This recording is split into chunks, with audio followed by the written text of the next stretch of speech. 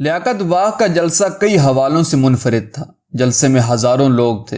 راولپنڈی سے Peoples party کے تمام انتخابی امیدوار اور پارٹی کے کئی لیڈر سٹیج پر موجود تھے، اور سب سے بڑھ کر یہ کہ ہجوم بہت پرجوش تھا۔ پی پی لیڈرز اور کارکنوں کے خیال میں جلسہ بہت کامیاب رہا تھا۔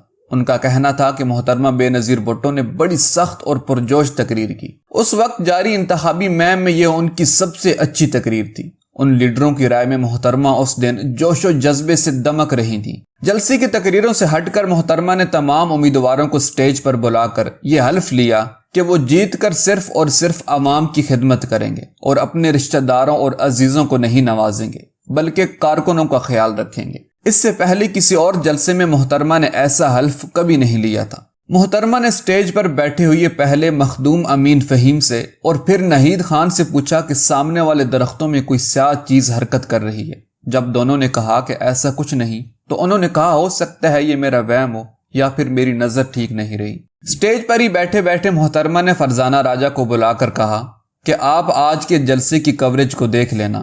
اس جوڑے یعنی نہید اور ڈاکٹر صفدر عباسی نے تو حسب معمول کچھ نہیں کیا ہوگا۔